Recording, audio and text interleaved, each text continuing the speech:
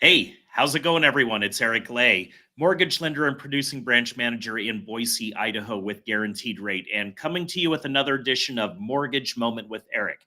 Hey, really wanted to take some time this week to talk to you about what really causes mortgage rates to move. Because, contrary to what a lot of people think, it's not banks, it's not credit unions, it's not even the Federal Reserve. It's actually something different. And it's going to be something that most people don't even realize is the driver. So, why not take some time today and we'll deep dive into what actually causes mortgage rates to move? Let's get right to it. So, I'm going to share my screen here with you right now. And what you're looking at is a chart of inflation overlaid with 30-year fixed mortgage rates. That's right, inflation drives mortgage rates. So, let's talk about a little bit what this means. What we're looking at here is the correlation between the 30-year fixed average mortgage rates going back to, I just did this for 5 years for ease of reference. So back to January of 2018 on both inflation reading as defined by the core consumer price index and the 30-year fixed mortgage rates. So let's talk about why I'm doing this here, first of all, to set the table. So inflation, as you know, is a persistent thing right now. Like anytime that you go put gas in your vehicle, buy food at the grocery store, book airline tickets, buy cars. I mean, these things are expensive, right? Everything seems to be more expensive now. That's really what inflation is. And I like to use the consumer price index because it's a real broad measure of a lot of stuff that we buy. Okay. So, housing, shelter is factored into there, food, energy, a lot of these things that we buy all the time. So, here's how you have to think about this to really make it make sense. Somebody is the beneficiary of that mortgage interest that if you're a homeowner and you have a mortgage, you pay your payment, there is interest on it, right? Well, who is it that's earning the interest on that? It's an investor. There is a mortgage backed security that is owned by a person or persons. Sometimes multiple people can own these bundles of mortgages that receive the interest payments that are due on these mortgages every single month. Now, I want you to think about it from this example.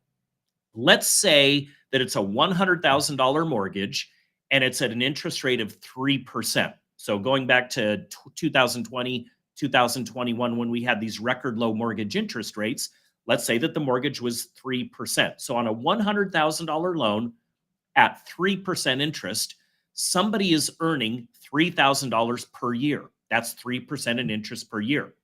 Divide that by 12 months, that's $250 per month. So think about it like that for this purpose. Okay. Now, let's say that the cost of your regular grocery store shopping trip, you've got that basket, you're pushing it around the store, you put your eggs, your bread, your milk, your whatever in there. And 3 years ago, this basket of stuff costs $150. Okay. Today, because of where we're at in this environment with inflation, that same grocery cart that used to cost $150 might actually cost $210 now. That's inflation defined. So the cost of those things that you bought in the shopping cart are now more expensive. Okay. Now, take that same thought there as an investor who is always getting 3% returned on the mortgage that they own, $3,000 per year, $250 per month. If you're only receiving a fixed amount of money every single month, and yet the cost of things that you're purchasing are going up because of inflation, then it's eroding the future value of that mortgage bond that you own.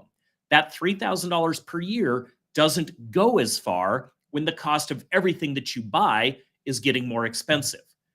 That's the dynamic and the dilemma that mortgage investors have when they're thinking about purchasing mortgages as investments. Now, because we're in a period of higher inflation than we were 3 and 4 years ago, that's the reason that interest rates on these mortgages have to move higher, because if they don't, no one's going to want to buy that mortgage. I mean, think about it from that standpoint. If I'm only yielding $250 a month at a 3% interest rate, but the cost of everything is so much more expensive now, it doesn't actually make sense to purchase that as an investment. But what about if the rate was 4%? What if the rate was 5%? What if the rate was 6%, 7%, and so on? And now you start to understand why mortgage rates have to go higher when inflation periods go higher. So let's go back to the charts and dive into this a little bit more. So what I'm showing you on here, the top blue line here, this is the average mortgage rate going back to 2018. So you can see it was around 4%, got up as high as 5% at the end of 2018, worked its down to the lowest point in January of 21 there and stayed pretty low underneath 3% for a lot of that time.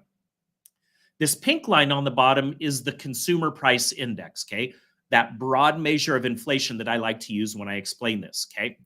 Now, look what happened a year or so after the pandemic, right? And that's when we remember the cost of everything really starting to go up in all measures, okay? So as inflation went up, you can see this thing went up quite quickly. Our mortgage rates stayed lower, but the only reason that they stayed lower because of this white bar right here was quantitative easing, okay? What is quantitative easing? That was when the Federal Reserve literally was printing money to help purchase mortgages in an effort to create more demand to keep rates low. Worked out quite well until it didn't. So when the Federal Reserve decided to get out of that game and they weren't buying mortgages to the tune of literally $100 billion a month, well, mortgage rates had to reset higher because that creates a big vacuum in the investment there. There isn't another Federal Reserve in the country that's going to step in and buy that many mortgages to supplement that loss of purchasing power from when the Fed was doing that. So rates have to go higher. So that's why mortgage rates move higher. And to go back to the charts and show you again, you can see that when the Federal Reserve there in January of this last year ended that mortgage purchase program, that's when mortgage rates started to take off and move higher. Okay. But then look what happens when things normalize a little bit. We get to the end of the cycle here, inflation starting to move a little bit lower. We're starting to see that now in a lower cost of a gallon of gas, right? Some things that you buy are a lot cheaper than they were a year ago. That's starting to happen right now. So mortgage rates are starting to come down because inflation is starting to come down. Now, I want to show you this on a longer window because a lot of people still look at that and they're like, what about a long picture here? So let me show you this. Now, this is a little bit hard to see and it's a little bit busy here. But what I've done is I've taken the same exact data. So on the top here is the 30-year fixed average mortgage rates going all the way back to when Freddie Mac actually started tracking that. And that was back in 1971. The exact same time period on the bottom is that 10-year yield. Now, that's something we track, and you can see how those fly together too, okay? Those things are a big indication that we like to follow because there's a big correlation between inflation and these fixed rate instruments like mortgages and 10-year notes that drive that ship. Okay, so let's get into a little bit more now on what also causes housing or what causes this demand, and that's housing, okay? We talked about this a little bit on a previous mortgage moment with Eric, but what I want to reiterate because I got a lot of questions from that. Household formations, which is the creation of new homes, like a household of 4, kids grow up, graduate from college or high school and move out and start their own households. That's household formations. That has really dropped off last year because of the higher mortgage rates, okay? Now, we would expect that to be somewhere around 1.6 to 1.7 million per year. And as rates start to move lower, we expect that to go a little lower as well.